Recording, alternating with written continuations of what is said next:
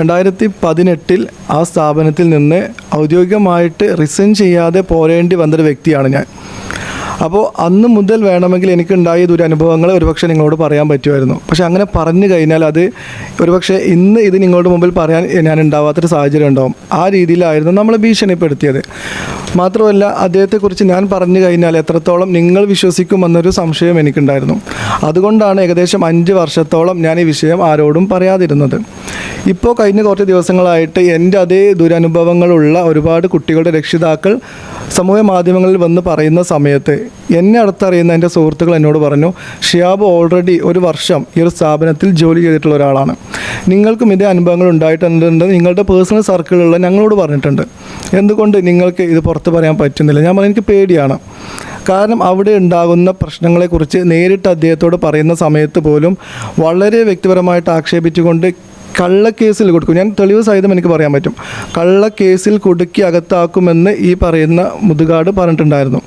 അപ്പോൾ അതുകൊണ്ട് തന്നെ ഫിസിക്കലി നിങ്ങൾ അത്ര ഫിറ്റ് അല്ലാത്ത ഒരാൾ, അദ്ദേഹത്തിൻ്റെ അത്രയും ഒരു സോഷ്യൽ സ്റ്റാറ്റസ് അവകാശപ്പെടാനില്ലാത്ത ഒരാൾ, അത്രയും ഹോൾഡ് ഇല്ലാത്ത ഒരാൾ വന്ന് പറഞ്ഞു കഴിഞ്ഞാൽ നിങ്ങൾ ഉൾക്കൊള്ളില്ല എന്ന വിശ്വാസം എനിക്കുള്ളത് കൊണ്ടും എൻ്റെ ജീവനിൽ പേടിയുള്ളത് കൊണ്ടുമാണ് ഇത്രയും കാലം ഞാൻ പറയാതിരുന്നത്.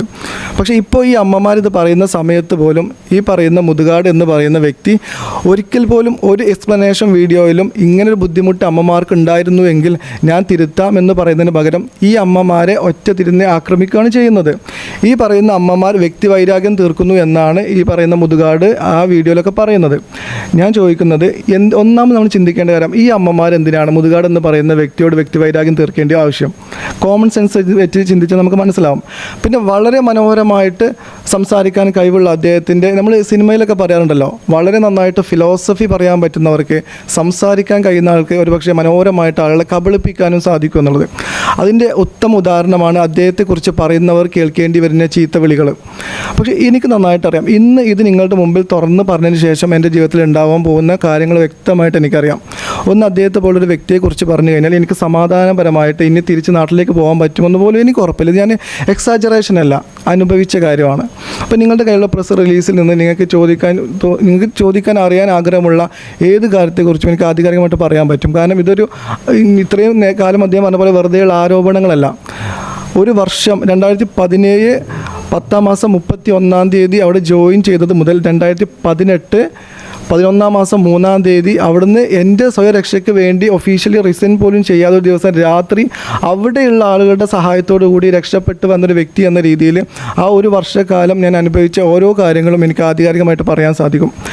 2017 ഒരു പ്രോഗ്രാമിൽ വെച്ചാണ് ഞാൻ ഇദ്ദേഹത്തെ നേരിട്ട് പരിചയപ്പെടുന്നത്. ഉള്ളേരി എന്ന് പറയുന്ന സ്ഥലത്തൊരു മോട്ടിവേഷൻ പ്രോഗ്രാമിൽ പരിചയപ്പെടുകയും അദ്ദേഹത്തിൻ്റെ പ്രോഗ്രാമിന് ശേഷമാണ് ഞാൻ എൻ്റെ മോട്ടിവേഷൻ ക്ലാസ് അവതരിപ്പിക്കുന്നത്. അന്ന് എന്നോട് നല്ല സൗഹൃദത്തോടു കൂടി പെരുമാറുകയും നമ്മുടെയൊക്കെ മനസ്സിൽ ഒരു വലിയൊരു സെലിബ്രിറ്റി ആയതുകൊണ്ട് നമുക്ക് വലിയ സന്തോഷം തോന്നുകയും ചെയ്തു. അങ്ങനെയാണ് അദ്ദേഹത്തുമായിട്ടുള്ള സൗഹൃദം തുടങ്ങുന്നത്.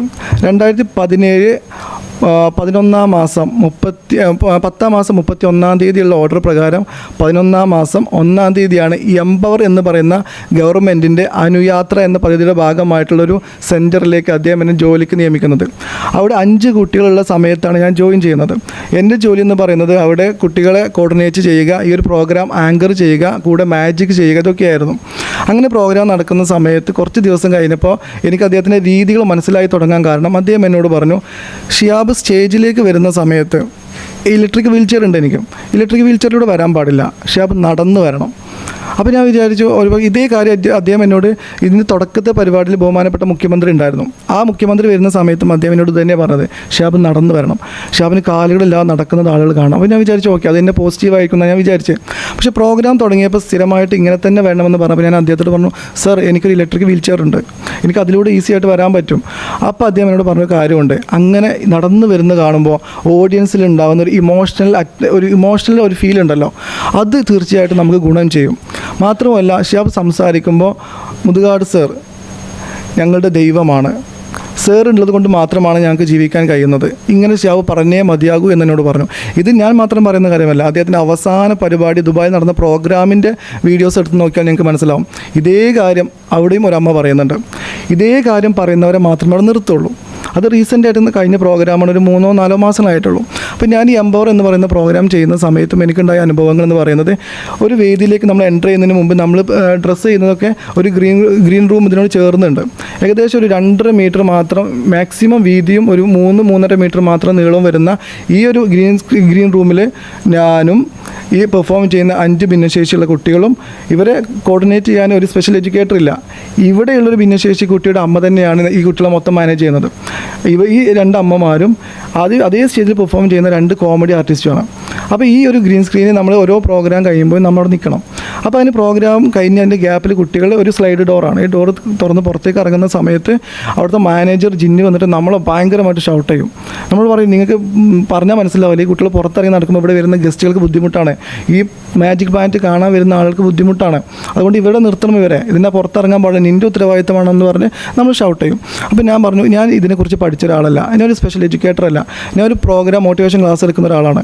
ഇവരെക്കുറിച്ച് പഠിച്ച ആളുകളെ കൊണ്ടുവന്ന് അവരോട് ചോദിക്കും, ഈ കുട്ടികൾ ഓട്ടിസവും ഡിപ്രഷനും MR ഒക്കെ ആയിട്ടുള്ള കുട്ടികളെ ഈ ഒരു ചെറിയ ഹോളിനകത്ത് 10 പേര് അടങ്ങുന്ന ഈ ഒരു ഹോളിനകത്ത് നിർത്താൻ പറ്റില്ല നമുക്ക്, അതുകൊണ്ട് അവർ പുറത്തിറങ്ങുമെന്ന് പറഞ്ഞപ്പോൾ തനിക്ക് പറഞ്ഞ പണി താൻ ചെയ്താൽ മതി.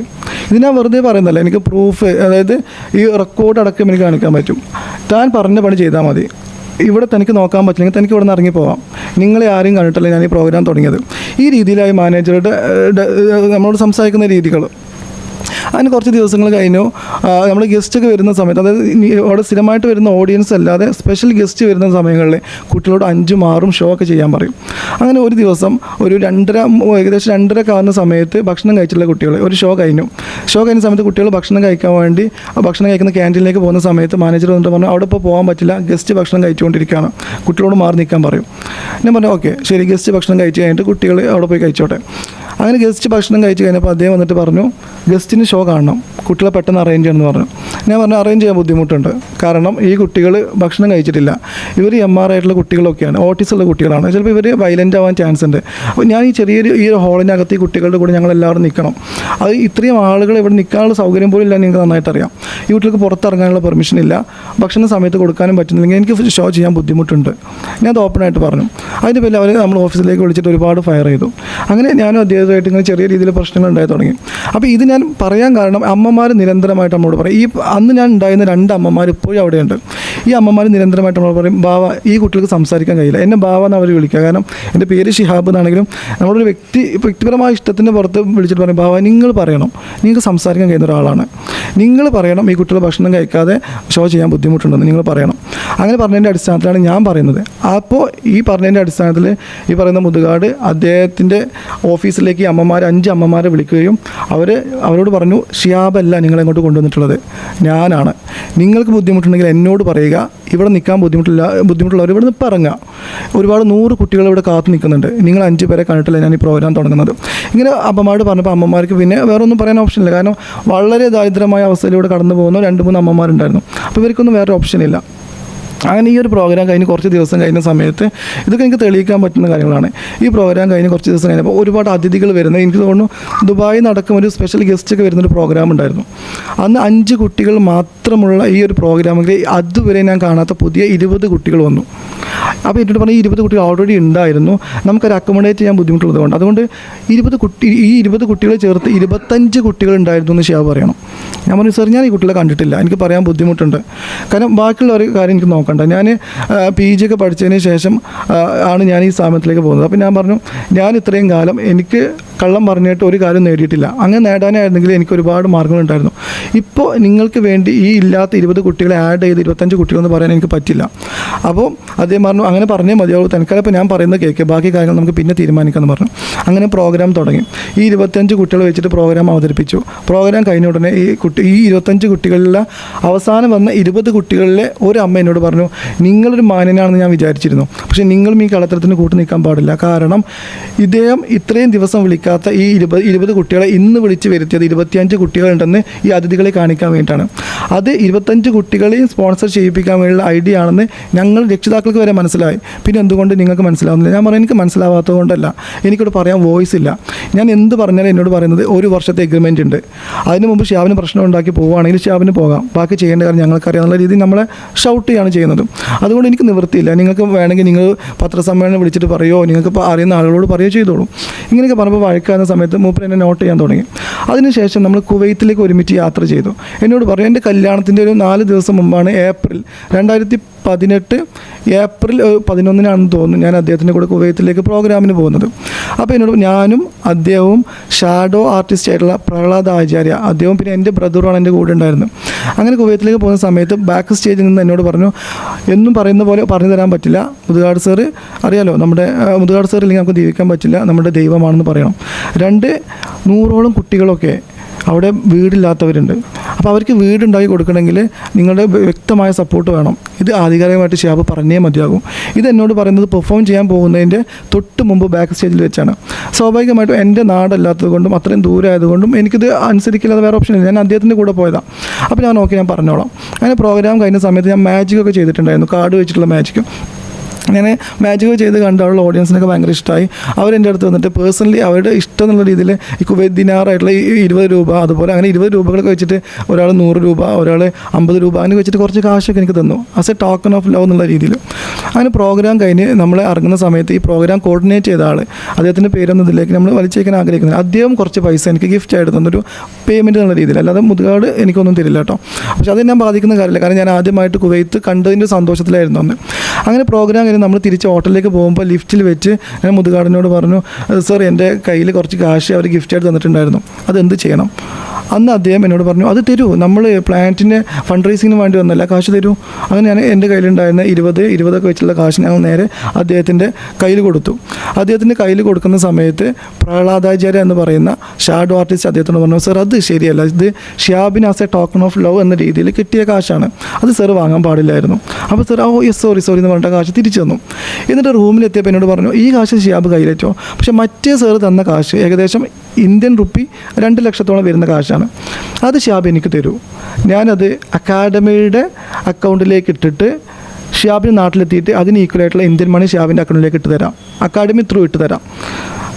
അപ്പോൾ എനിക്കൊരു സംശയം വന്നു, എന്തിനാണ് അങ്ങനെ ചെയ്യേണ്ട ആവശ്യം? അപ്പോൾ ഞാൻ ചോദിച്ചു, സാർ എന്താ അങ്ങനെ ചെയ്യുന്നത്? അപ്പോൾ എന്നോട് എല്ലാ 2 ലക്ഷം രൂപയ്ക്ക് നാട്ടിലേക്ക് കൊണ്ടുപോകുന്ന പറഞ്ഞാൽ എന്തായാലും ഇൻകം ടാക്സിന് ഷിയാബിനെ പിടിക്കും. എനിക്ക് തോന്നുന്നു ഞാൻ ആദ്യത്തെ വിദേശയാത്രയാണ് തോന്നുന്നത്. അപ്പോൾ എന്നോട് പറഞ്ഞു, അതെന്തായാലും ഷിയാബിനെ പിടിക്കാൻ സാധ്യതയുണ്ട്, അതുകൊണ്ട് ആ കാശ് ഷിയാബ് കൊണ്ടുപോകരുത്, അക്കാഡമിയിലേക്ക് ഇട്ട് തരൂ, ഞാൻ നാട്ടിലേക്ക് തിരിച്ചു തരാമെന്ന്. അപ്പോൾ ഞാൻ സാർ എനിക്കത് തരാൻ ബുദ്ധിമുട്ടുണ്ട്, ഈ കാശ് ഞാൻ നാട്ടിലേക്ക് ഞാൻ കൊണ്ടുപോയിക്കോളാം, എനിക്ക് പേയ്മെൻ്റ് ആയിട്ട് കിട്ടിയ കാശല്ലേ, ആ രീതിയിലേക്ക് ഞാൻ കാണിച്ചോളാം. മറ്റേ ഈ 20 രൂപ വെച്ചിട്ടുള്ള ഏകദേശം 150-200 രൂപ ഉണ്ടാവും, അതൊരു ടോക്കൺ ഓഫ് ലവ് എന്നുള്ള രീതിയിൽ അവർ തന്ന കാശല്ലേ, ഇത് ഞാൻ നാട്ടിലേക്ക് കൊണ്ടുപോയിക്കോളാം. അപ്പോൾ എന്നോട് പറഞ്ഞു, അങ്ങനെയാണെങ്കിൽ ഒരു കാര്യം ചെയ്യും, ഷിയാബ് വേറെ ഫ്ലൈറ്റിന് പോയിക്കോ, എൻ്റെ കൂടെ വരണ്ട, ഞാൻ വേറെ പ്രോഗ്രാമിന് പോയിക്കോളാം, എനിക്ക് വേറെ പ്രോഗ്രാം ഉണ്ടെന്ന് പറഞ്ഞ് അദ്ദേഹവും പ്രഹ്ലാദാചാര്യയും എന്നെ അവിടെ ഇട്ടിട്ട് വേറൊരു ഫ്ലൈറ്റിൽ അവർ പോയ സമയത്ത് ഞാൻ എന്ത് ചെയ്തു, ഈ കാശ് എൻ്റെ കയ്യിൽ തന്നെ വെച്ചിട്ട് എൻ്റെ പോക്കറ്റിൽ വെച്ചിട്ട് ഞാൻ നാട്ടിലേക്ക് വന്നു. എനിക്കറിയാം ആരെങ്കിലും എന്നോട് ചോദിക്കുകയാണെങ്കിൽ ഈ പ്രോഗ്രാമിൻ്റെ നോട്ടീസ് കാണിച്ചു കൊടുത്തു കഴിഞ്ഞാൽ എൻ്റെ പേയ്മെൻ്റ് ആണെന്ന് പറയാൻ പറ്റുമെന്ന്. പക്ഷേ അവിടെ നമ്മൾ മനസ്സിലാക്കേണ്ട ഒരു കാര്യം, അവിടെ അദ്ദേഹം ഉദ്ദേശിച്ചത് പിറ്റേ ദിവസം എൻ്റെ കല്യാണമാണ്. സ്വാഭാവികമായിട്ടും അദ്ദേഹം പ്ലാൻ ചെയ്തത് ഈ കാശ് ഞാൻ അക്കാഡമിയിലേക്ക് ഇട്ട് കഴിഞ്ഞാൽ അക്കാഡമി ത്രൂ പിറ്റേ ദിവസം എനിക്ക് കാശ് എടുത്ത് തന്നാൽ ഷിയാബിൻ്റെ കല്യാണത്തിന് അക്കാഡമി 2 ലക്ഷം രൂപ തന്നുവെന്ന് അദ്ദേഹത്തിന് പ്രൂഫ് ഉണ്ടാക്കാൻ സാധിക്കും. ഇത് മനസ്സിലാക്കിയത് കൊണ്ടാണ് ഞാൻ കൊടുക്കാതിരുന്നത്. അതിനുശേഷം അദ്ദേഹത്തിന് ഒരു ശത്രുവിനോട് പെരുമാറുന്ന പോലെയായിരുന്നു എന്നുള്ള ആറ്റിറ്റ്യൂഡ്. അതായത് മാജിക് പ്ലാനറ്റിൻ്റെ 4ാമത്തെ വാർഷികാഘോഷം അവിടെ നടക്കുന്നു. അതോടൊപ്പം തന്നെ അവിടെ തെരുവ് മജീഷ്യൻസിന് വേണ്ടിയിട്ട് താമസം ഒരുക്കുന്ന ഒരു 10 വീടുകൾ ഉണ്ടാക്കി അത് അവർക്ക് കൊടുക്കുന്ന ചടങ്ങുകളുണ്ട്. അപ്പോൾ അതായത് ഒക്ടോബർ 31, 2018 ഈ പ്രോഗ്രാം. അപ്പോൾ അന്ന് വൈകുന്നേരം വരെ നമ്മൾ ഈ പ്രോഗ്രാമിലൊക്കെ പങ്കെടുത്ത് ഭയങ്കര ഹാപ്പിയായി നിൽക്കുന്ന സമയത്ത് രാത്രി ഈ മാജിക് പ്ലാനറ്റിൻ്റെ അക്കാഡമിക് ഡയറക്ടറായിട്ടുള്ള ചന്ദ്രസേനൻ മുദ്രമല എന്ന് പറയുന്ന വ്യക്തി എന്നെ വിളിക്കുകയും, ഷിഹാബ് ഇവിടെ തുടർന്ന് പോകാൻ ആഗ്രഹിക്കുന്നില്ല എന്ന കാര്യം, ഇത് വളരെ ഇമ്പോർട്ടൻ്റ് ആണ്, ഞങ്ങൾ ശൈലജ ടീച്ചറോടും ഡോക്ടർ അഷീലിനോട്, അന്നത്തെ സോഷ്യൽ സെക്യൂരിറ്റി മിഷൻ്റെ എക്സിക്യൂട്ടീവ് ഡയറക്ടറായിട്ടുള്ള ഡോക്ടർ അഷീൽ സാറോടും അറിയിച്ചതിൻ്റെ സാഹചര്യത്തിൽ അവർ പറഞ്ഞത് നാളെ മുതൽ, അതായത് നവംബർ 1 മുതൽ ഷിയാബ് ഇവിടെ വേണ്ട, അങ്ങനെ തീരുമാനിച്ചിട്ടുണ്ടെന്ന് പറഞ്ഞു. ഞാൻ ചോദിച്ചു, സാർ അങ്ങനെ പെട്ടെന്ന് പറയാൻ പറ്റുമോ? കൂടുതൽ എനിക്ക് സംസാരിക്കാൻ താല്പര്യമില്ല, നാളെ മുതൽ ഷിയാബ് ഷോ ചെയ്യേണ്ട, ഇതിൻ്റെ കയ്യിൽ കോൾ റെക്കോർഡുണ്ട്. ഇങ്ങനെ അപ്പോൾ നമ്മൾ വിചാരിക്കും എന്തിനാണ് ഇതൊക്കെ റെക്കോർഡ് ചെയ്യുന്നത്. എനിക്ക് ഒരു 7 മാസം 6 മാസം ആവുന്ന സമയത്ത് തന്നെ ഇവിടുത്തെ രീതികൾ എനിക്ക് ഏകദേശം ധാരണ ഉള്ളത് കൊണ്ട് ഞാൻ ഇവരൊക്കെ പറയുന്നത് റെക്കോർഡ് ചെയ്യപ്പെടുമായിരുന്നു. അത് എൻ്റെ ഒരു സേഫ്റ്റിക്ക് വേണ്ടി. കാരണം അല്ലെങ്കിൽ ഒരു മനുഷ്യൻ ഇത് വിശ്വസിക്കില്ല എന്ന് എനിക്ക് നല്ല ഉറപ്പുണ്ട്. ഇപ്പോഴും എത്ര പേര് ഇത് വിശ്വസിക്കുമെന്ന് എനിക്കറിയില്ല. പക്ഷേ എൻ്റെ കയ്യിൽ എവിഡൻസ് ഉള്ളതുകൊണ്ട് എനിക്ക് പേടിയില്ല. അങ്ങനെ 31 രാത്രി ഞാൻ മുതുകാടിനെ വിളിച്ചു. എന്നിട്ട് പറഞ്ഞു, ഡയറക്ടർ എന്നെ വിളിച്ചിട്ട് നവംബർ 1 മുതൽ ഷോ ചെയ്യേണ്ട എന്ന് പറഞ്ഞു. അപ്പോൾ ഞാൻ പറഞ്ഞു ചെയ്യണ്ട. ഞാൻ പറഞ്ഞു അപ്പോൾ തിരിച്ച് വീട്ടിലേക്ക് പോകണോ? വീട്ടിലേക്ക് പോയിക്കോ. അപ്പോൾ ഞാൻ സാർ എന്താണ് റീസൺ? ഒരു കാരണം വേണമല്ലോ. കൂടുതൽ സംസാരിക്കാൻ താല്പര്യമില്ല, ഞാൻ ടയേർഡാണ് എന്ന് പറഞ്ഞാൽ അദ്ദേഹം ഫോൺ കട്ട് ചെയ്തു. അന്ന് രാത്രി ഞാൻ അവിടെ ഉറങ്ങി. പിറ്റേ ദിവസം രാവിലെ ഞാൻ ചന്ദ്രസേനൻ സാറേയും അതുപോലെ തന്നെ മുതുകാടിനെയും അവിടുത്തെ മാനേജറായിട്ടുള്ള ജിന്നിനെയും വിളിച്ചിട്ട് കാര്യങ്ങൾ ചോദിച്ചു. മുതുകാടിൻ്റെ സഹോദരൻ ഉണ്ണി എന്ന് പറയുന്ന ഉണ്ണിയേട്ടനോട് ഞാൻ ചോദിച്ചു, എന്താണ് റീസൺ? നാളെ മുതൽ ഞാൻ അവിടെ ഷോ ചെയ്യേണ്ടതെന്ന് പറഞ്ഞ റീസൺ എന്താണ്? അപ്പോൾ റീസൺ എനിക്കറിയാം. 2 മാസത്തിന് ശേഷം ഞാൻ തന്നെ ഇവിടെ നിന്ന് പോകുമെന്ന് പറഞ്ഞു കഴിഞ്ഞാൽ എനിക്ക് താല്പര്യമില്ലാത്തത് കൊണ്ട് പോയി എന്ന രീതിയിൽ കാര്യങ്ങൾ വരും. പക്ഷെ അവർക്ക് വേണ്ടത് അവർ നാളെ മുതൽ ഷിഹാബിനെ പറഞ്ഞു വിട്ടു എന്നാക്കി കഴിഞ്ഞാൽ എൻ്റെ കയ്യിലുള്ള മിസ്റ്റേക്ക് കൊണ്ട് എന്നെ പറഞ്ഞു വിട്ടു എന്ന് അദ്ദേഹത്തിന് തീർക്കാൻ പറ്റും. അതിന് അദ്ദേഹം ന്യായീകരണമായിട്ട് എന്നോട് തലേ ദിവസം 31-ാം തീയതി അദ്ദേഹം സംസാരിക്കുമ്പോൾ ചന്ദ്രസേനൻ മുതിർമല എന്നോട് കോളിലൂടെ പറഞ്ഞത്, ഡോക്ടർ അഷീലും ശൈലജ ടീച്ചറും പറഞ്ഞത്, എംപവർ എന്ന് പറയുന്നത് MR ആയിട്ടുള്ള മെൻ്റലി റിട്ടയർഡ് ആയിട്ടുള്ള കുട്ടികൾ മാത്രമുള്ള പ്രോഗ്രാമാണ്. അവിടെ ഷിഹാബിൻ്റെ ആവശ്യമില്ല. ഷിഹാബിന് താല്പര്യമുണ്ടെങ്കിൽ ഡിഫറൻറ്റ് ആർട്ട് സെൻറ്റർ DAC എന്ന് പറയുന്നൊരു സംരംഭം തുടങ്ങുന്നുണ്ട്, പുതിയ സെൻറ്റർ തുടങ്ങുന്നുണ്ട്. അവിടെ ആർട്ടിസ്റ്റുകൾക്കുള്ളതാണ്, അവിടെ വേണമെങ്കിൽ ഷിഹാബിന് വരാം എന്ന് ചന്ദ്രസേനൻ സാർ എന്നോട് പറയുന്നുണ്ട്. അന്ന് ഞാൻ ആ കോൾ കട്ട് ചെയ്തു, റെക്കോർഡ് ചെയ്തു. പിറ്റേ ദിവസം ഞാൻ ചന്ദ്രസേനൻ സാറോട് ചോദിച്ചു, എനിക്ക് പോകുന്നതിനുള്ള റീസൺ അറിയണം. ശൈലജ ടീച്ചറും അഷീലും ചേർന്നുകൊണ്ടാണ് എന്നോട് നാളെ മുതൽ വരണ്ട എന്ന് പറഞ്ഞിട്ടുണ്ടെങ്കിൽ ഇതൊരു ഗവൺമെൻറ് അതോറിറ്റിയോടെ സപ്പോർട്ടോട് കൂടി പ്രവർത്തിക്കുന്ന സ്ഥാപനമാണ്. അങ്ങനെയാണെങ്കിൽ ഈ ഒരു സ്ഥാപനത്തിൽ നിന്ന് ഒരാളെ പിരിച്ചുവിടുമ്പോൾ സോയിഡ് എവിഡൻസ് വേണം, അറ്റ്ലീസ്റ്റ് ഒരു കാരണം കാണിക്കൽ നോട്ടീസ് വേണം, അതിനൊരു പ്രോട്ടോകോൾ ഉണ്ട്. അതുകൊണ്ട് ഇതിൻ്റെ റീസൺ അറിയാതെ ഞാൻ ഇവിടുന്ന് പോകില്ല. ഞാൻ ഇവിടുന്ന് ഒരു വീഡിയോ എടുത്ത് ഞാൻ പുറത്ത് കാണിക്കും. അന്ന് ടിക്ടോക്കൊക്കെ സജീവമായി നിൽക്കുന്ന സമയമാണ്. അങ്ങനെ എൻ്റെ വൈഫിനോട് ഞാൻ പറഞ്ഞതിൻ്റെ പ്രകാരം എൻ്റെ വൈഫ് എനിക്കൊരു വീഡിയോ ഷൂട്ട് ചെയ്തെന്ന് അവിടെ നിന്ന് ഉണ്ടായിരുന്ന A to Z കാര്യങ്ങൾ, ഞാൻ എക്സ്പീരിയൻസ് ചെയ്ത മുഴുവൻ കാര്യങ്ങളും, ഭിന്നശേഷി കുട്ടികളെ അദ്ദേഹം ഏത് രീതിയിലാണ് ചൂഷണം ചെയ്യുന്നതെന്ന് എനിക്ക് മനസ്സിലായ കാര്യങ്ങൾ വെച്ചുകൊണ്ട് ഞാനൊരു വീഡിയോ ഷൂട്ട് ചെയ്ത് ഗോപിനാഥ് മുതുകാടിൻ്റെ വാട്സപ്പ് നമ്പറിലേക്ക് അയച്ചു കൊടുത്തു.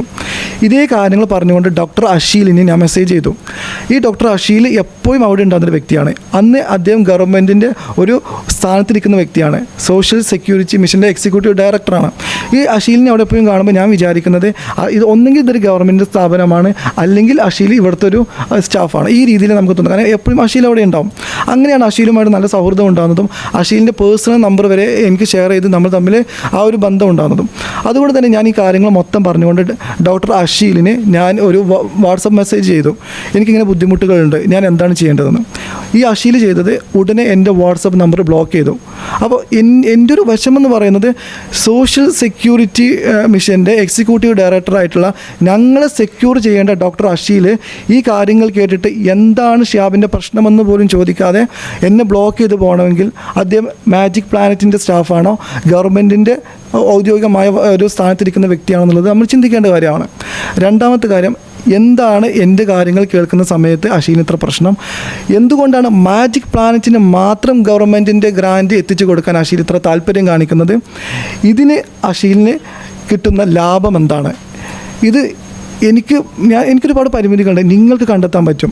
ഈ അഷീൽ എക്സിക്യൂട്ടീവ് ഡയറക്ടർ ആയിരിക്കുന്ന സമയത്ത് എത്ര ഫണ്ട് മാജിക് പ്ലാനറ്റിലേക്ക് വന്നു എന്നും അതിൽ നിന്ന് എത്ര ലാഭം അഷീലിനുണ്ടായെന്നും, ഇത് ഞാൻ ഒരു ഭിന്നശേഷിയുള്ള ഒരാൾ എൻ്റെ ബുദ്ധിമുട്ടുകൾ പറയുന്ന സമയത്ത് എന്നെ ബ്ലോക്ക് ചെയ്ത് പോകണമെങ്കിൽ, ഞാൻ സ്ക്രീൻഷോട്ട് എടുക്കാൻ കാണിച്ചു തരും, എന്നെ ബ്ലോക്ക് ചെയ്ത് പോകണമെങ്കിൽ എന്താണ് ഒരു ഭിന്നശേഷിയുള്ള എന്നെക്കാളും എന്നെ സംരക്ഷിക്കേണ്ട വ്യക്തിക്ക് ഈ പറയുന്ന ഗോപിനാഥ് മുതുകാടിനോടുള്ള വ്യക്തി താല്പര്യമെന്ന് നമ്മൾ നോക്കണം.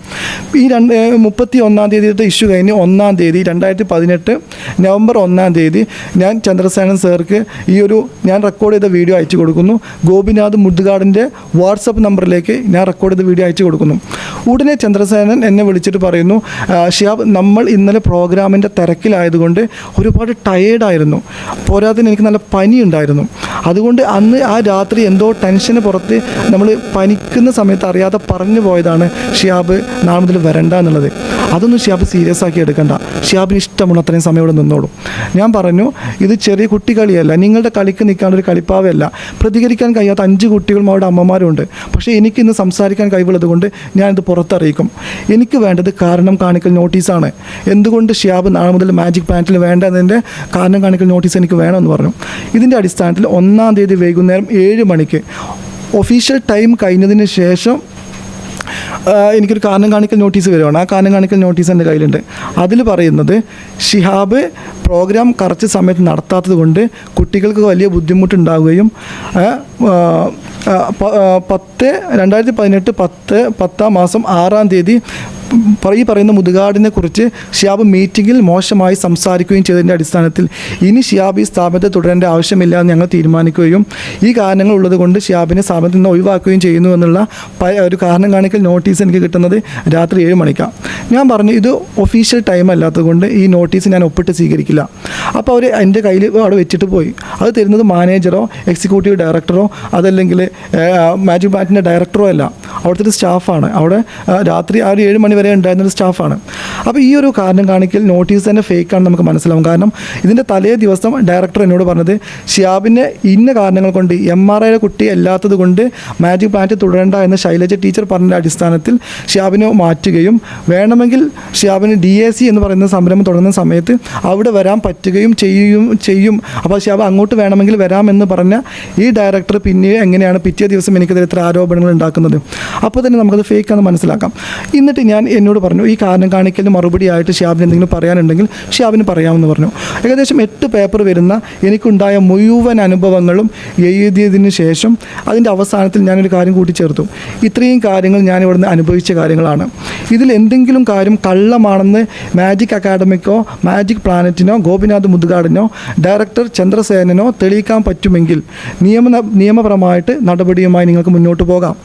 ഇതിൽ ഒരു കാര്യമെങ്കിലും ഷിയാബ് കള്ളം പറഞ്ഞു എന്ന് നിങ്ങൾക്ക് തെളിയിക്കാൻ പറ്റുമെങ്കിൽ നിങ്ങൾക്ക് നാളെ മുതൽ എനിക്കെതിരെ കേസ് കൊടുക്കാം, നിയമ നടപടിയുമായി മുന്നോട്ട് പോകാമെന്ന് അവസാനിപ്പിച്ചുകൊണ്ടുള്ള എൻ്റെ കത്ത് ഞാൻ ഗോപിനാഥിന് കൊടുത്തു. അദ്ദേഹം വാങ്ങിയില്ല. പൂജപ്പുരയിലുള്ള മാജിക് അക്കാഡമിയിൽ കൊണ്ടുപോയി കൊടുത്തു. അവർ സ്വീകരിച്ചില്ല. എന്നിട്ട് ഞാൻ മാജിക് പ്ലാനറ്റിൻ്റെ ഒഫീഷ്യൽ മെയിൽ ID ഇതെല്ലാം വെച്ചുകൊണ്ട് മെയിൽ ചെയ്തു. ഇത് മെയിൽ ചെയ്തിട്ട് ഏകദേശം 6 വർഷത്തോളമാകുന്നു. ഈ ദിവസം വരെ ഈ പറയുന്ന ഗോപിനാഥോ മാജിക് അക്കാഡമിയോ ഷിയാബിൻ്റെ കാര്യങ്ങൾ കള്ളമാണെന്ന് പറഞ്ഞൊരു മറുപടി പോലും തന്നിട്ടില്ല. കാരണം അദ്ദേഹത്തിന് അറിയാം ഈ പറയുന്ന കാര്യങ്ങളൊക്കെ റെക്കോർഡുകളടക്കം എനിക്ക് കാണിച്ചു തരാൻ പറ്റുമെന്ന് ഉറപ്പുള്ളത് കൊണ്ടാണ് അദ്ദേഹം അതിന് മുതിരാത്തത്. ഏകദേശം 3-ാം തീയതി ആവുന്ന സമയത്ത് ഞാൻ എൻ്റെ വീട്ടിൽ കാര്യങ്ങൾ അറിയിച്ചതിൻ്റെ പ്രകാരം എൻ്റെ പിതാവ് അവിടെ വരുന്നു. മുതുകാടിനോട് പറയുന്നു, ഞാൻ സാറെന്ന് പറയുന്നത് അന്ന് വിളിച്ച് ശീലിച്ചത് കൊണ്ടാണ്. അപ്പോൾ ഞാൻ മുതുകാടിനോട് എൻ്റെ വാപ്പ് പറയുന്നു, എനിക്ക് നിങ്ങളെ കാണണം, നിങ്ങളോട് സംസാരിക്കണം. ഇത്രയും പ്രശ്നങ്ങൾ ഇവരുടെ ഫേസ് ചെയ്തിട്ടുണ്ട്. എൻ്റെ കല്യാണത്തിന് ഈ 5 കുട്ടികൾ ഇൻക്ലൂഡിങ് അവരുടെ പാരൻസ് അടക്കം വീട്ടിലേക്ക് വന്ന സമയത്ത് എൻ്റെ ഫാദർ ഈ കുട്ടികളോട് ചോദിച്ചു എങ്ങനെയുണ്ട് പ്രോഗ്രാമൊക്കെയെന്ന്. അന്ന് അവിടെയുള്ള MRI സംസാരിക്കാൻ കുറച്ച് ബുദ്ധിമുട്ടുള്ള കുട്ടികളുടെ കാറ്റഗറിയിലുള്ള 5 കുട്ടികൾ ഒരു കുട്ടി എൻ്റെ പിതാവിനോട് പറഞ്ഞത് ഭയങ്കര ബുദ്ധിമുട്ടാണ്, ഭക്ഷണം കഴിക്കാവുന്ന സമയത്ത് തരില്ല എന്ന് പറഞ്ഞു. ഇതിൻ്റെ അടിസ്ഥാനത്തിൽ എൻ്റെ പിതാവ് അന്ന് എന്നോട് പറഞ്ഞിട്ടുണ്ടായിരുന്നു, ഈ സ്ഥാപനം നിനക്ക് കംഫർട്ടബിൾ അല്ല എന്ന് തോന്നുന്നുണ്ടെങ്കിൽ ഇങ്ങനെ സ്ഥാപനത്തിൽ ജോലി ചെയ്യാതിരിക്കുന്നതാണ് നല്ലത്. നീ PG വരെ പഠിച്ച ഒരാളാണ്, ബാക്കി പഠിക്കുക, വേറെ എന്തെങ്കിലും ജോലി ചെയ്യുക. ഇത്തരം കാര്യങ്ങൾക്ക് കൂട്ടുനിന്ന് കഴിഞ്ഞാൽ കുട്ടികളുടെ ശാപം നമുക്ക് പോലും കിട്ടും.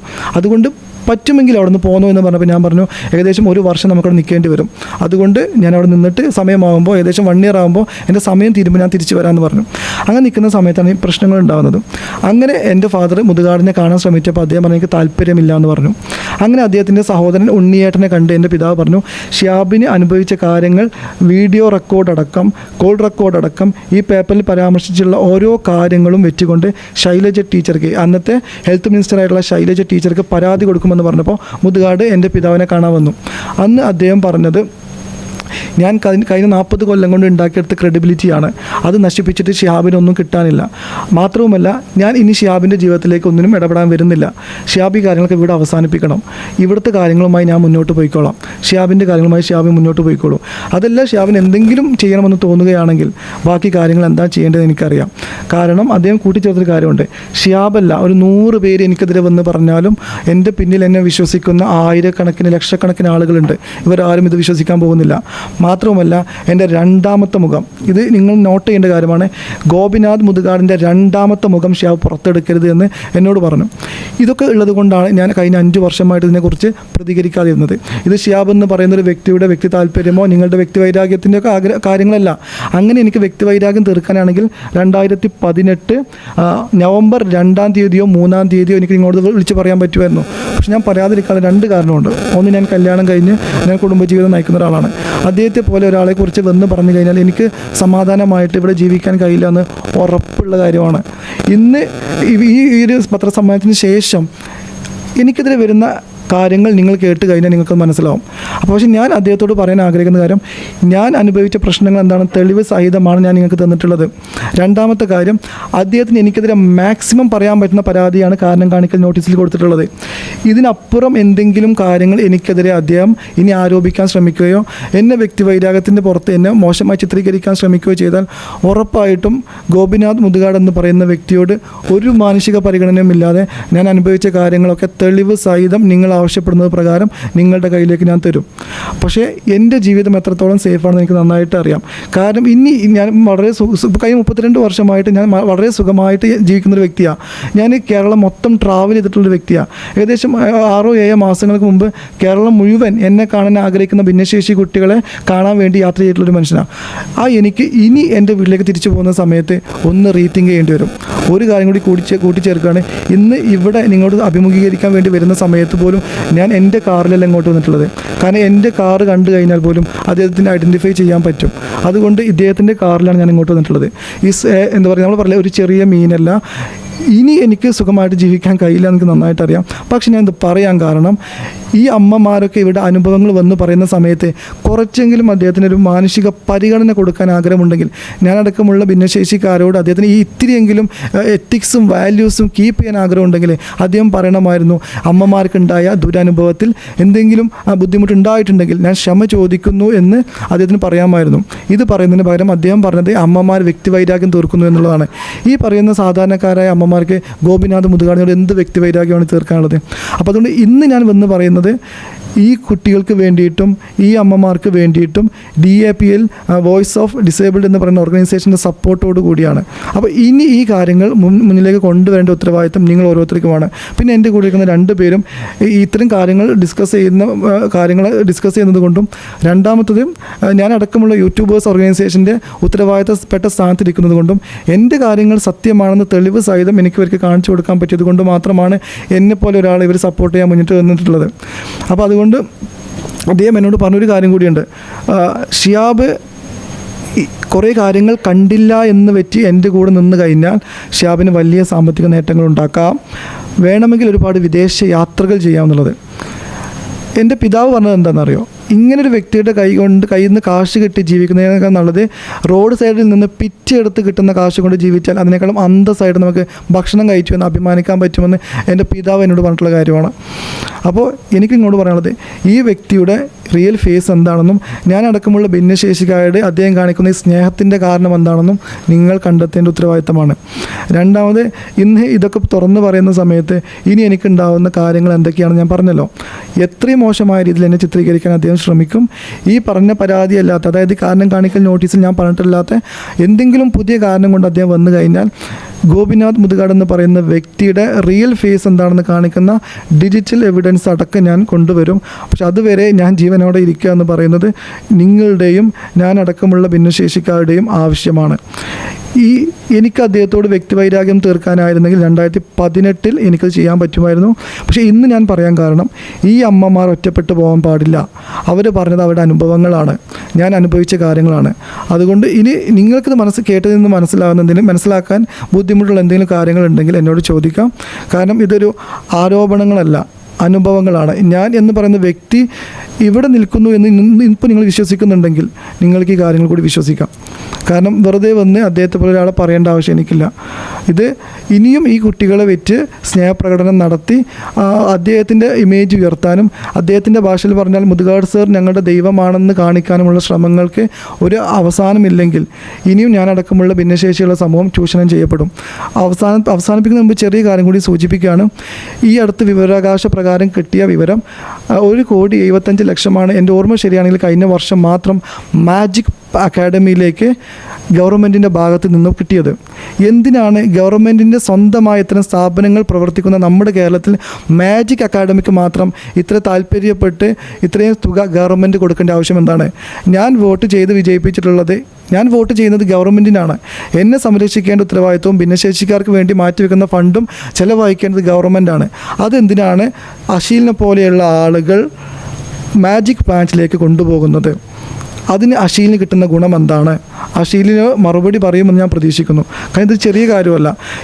ഞാൻ പറയുന്നു, ഈ ഒരു പത്രസമ്മേളനത്തിന് ശേഷം ഒന്നെങ്കിൽ അദ്ദേഹം എന്നെ വളരെ മോശമായി ചിത്രീകരിക്കാനും, അല്ലെങ്കിൽ അദ്ദേഹം ഒരു സങ്കടപ്പെട്ടുള്ളൊരു വീഡിയോ ഇട്ടുകൊണ്ട് പറയും ഞാൻ ഇതൊക്കെ ഉപേക്ഷിക്കുകയാണ്, ഭിന്നശേഷിയുള്ള കുട്ടികൾക്ക് വേണ്ടി ഇത്ര ചെയ്തിട്ട് ഞാൻ ക്രൂശിക്കപ്പെട്ടു, മാജിക് പ്ലാനറ്റ് എന്ന് പറയുന്ന സ്ഥാപനം തുടങ്ങുമ്പോൾ ഞാനൊരു മജീഷ്യനാണ്, എനിക്ക് പണം സമ്പാദിക്കാനായിരുന്നെങ്കിൽ അതിലൂടെ സമ്പാദിക്കാമായിരുന്നു എന്നുള്ളത്. ഞാൻ ചെറിയൊരു ലോജിക്ക് മാത്രം നിങ്ങളോട് ചോദിച്ചുകൊണ്ട് അവസാനിപ്പിക്കുകയാണ്. എനിക്കൊരു മകളുണ്ട്, 3.5 വയസ്സായ. എൻ്റെ മകളെ സംരക്ഷിക്കണമെന്ന് ഞാൻ ആഗ്രഹിക്കുന്നുണ്ടെങ്കിൽ ഞാൻ എന്താ ചെയ്യേണ്ടത്? ഞാൻ ചെയ്യുന്ന ജോലി ഒഴിവാക്കിയിട്ട് ബാക്കിയുള്ളവരെ എൻ്റെ മകളെ കാണിച്ചുകൊണ്ട് ഫണ്ട് റൈസ് ചെയ്ത് ആ ഫണ്ട് കൊണ്ട് എൻ്റെ മകളെ സംരക്ഷിക്കുകയാണോ വേണ്ടത്? അതോ എൻ്റെ മകളെ സംരക്ഷിക്കാൻ വേണ്ടി ഞാൻ ചെയ്യുന്ന ജോലി ഇരട്ടി ചെയ്യുകയാണോ വേണ്ടത്? ഇദ്ദേഹം പറയുന്നത് ഈ കുട്ടികൾക്ക് വേണ്ടി ഞാൻ ചെയ്തുകൊണ്ടിരിക്കുന്ന എൻ്റെ പ്രൊഫഷൻ, മാജിക് എന്ന് പറയുന്ന എൻ്റെ പ്രൊഫഷൻ ഞാൻ പോലും ഒഴിവാക്കിയത് ഈ കുട്ടികൾക്ക് വേണ്ടിയിട്ടാണ്. അദ്ദേഹം ഒഴിവാക്കല്ലല്ലോ വേണ്ടത്. അദ്ദേഹം ഈ മാജിക് വീണ്ടും ചെയ്യണം, കൂടുതൽ പ്രോഗ്രാം ചെയ്യണം, അതിലൂടെ ഫണ്ട് റൈസ് ചെയ്യണം, അതിലൂടെ കുട്ടികളെ സംരക്ഷിക്കണം. അദ്ദേഹം എൻ്റെ മക്കൾ എന്ന് പറഞ്ഞ് ചേർത്ത് പിടിക്കുന്ന ഈ ഭിന്നശേഷിക്കാർ അദ്ദേഹത്തിൻ്റെ മക്കളാണെങ്കിൽ ആ മക്കളെ സംരക്ഷിക്കാനുള്ള ഫണ്ട് കണ്ടെത്തേണ്ടത് അദ്ദേഹത്തിൻ്റെ ഉത്തരവാദിത്തമാണ്. അതിന് ജോലി ചെയ്യുകയാണ് വേണ്ടത്. അദ്ദേഹം ചെയ്തുകൊണ്ടിരിക്കുന്ന മാജിക് എന്ന് പറയുന്ന ജോലി നിർത്തിക്കൊണ്ട് ബാക്കിയുള്ള ആളുകൾക്ക് കുട്ടിയെ പ്രദർശനം നടത്തിയിട്ട് അതിലൂടെ കിട്ടുന്ന കാശ് കൊണ്ട് കുട്ടിയെ സംരക്ഷിക്കുകയല്ല വേണ്ടത്. ഈ ഒരു ലോജിക്ക് വെച്ച് മാത്രം ചിന്തിച്ചാൽ നമുക്ക് മനസ്സിലാവും വാട്ട് ഈസ് ഗോപിനാഥ് മുതുകാട്. വീണ്ടും അവസാനിപ്പിക്കുന്നതിന് മുമ്പ് ഞാൻ വളരെ മോശമായി ചിത്രീകരിക്കപ്പെടും, എൻ്റെ ജീവന് ഭീഷണി ഉണ്ടാകും. ഇന്ന് മുതൽ എൻ്റെ ജീവിതം വേറൊരു ജേർണലിലായിരിക്കും പോകുന്നത്. പക്ഷേ ഇതും ഞാൻ പറയുമ്പോൾ എനിക്കൊരു അഭിമാനമുണ്ട്. ഞാനടക്കമുള്ള ഭിന്നശേഷിക്കാർക്കെതിരെ ഇദ്ദേഹത്തെ പോലെയുള്ളൊരു പൊയ്മുകളുമുള്ള വ്യക്തി മാജിക്കിലൂടെ ഇല്ലാത്ത കാര്യങ്ങൾ ഉണ്ടെന്ന് കാണിക്കാനും വളരെ സമർത്ഥനായിട്ടുള്ള ഈ വ്യക്തി ഇല്ലാത്ത കാര്യങ്ങൾ ഉണ്ടെന്ന് കാണിക്കുന്ന കപടമായ സ്നേഹം തുറന്നു കാട്ടിയതിൻ്റെ പേരിൽ എനിക്കിനി ജീവൻ നഷ്ടപ്പെട്ടാലും എനിക്കൊരു അഭിമാനമുണ്ട്. നാളെ ഇതൊക്കെ നിങ്ങൾ ഔട്ട് ചെയ്യുന്ന സമയത്തോ എൻ്റെ സോഷ്യൽ മീഡിയ പ്ലാറ്റ്ഫോമുകളിലൂടെ ഞാൻ പുറത്തുനിന്ന് കാണിക്കുന്ന സമയത്തോ ആ ഒരു അഭിമാനത്തോടു കൂടി ഞാൻ മരണപ്പെട്ടാലും ഞാൻ സന്തോഷവാനാണ്.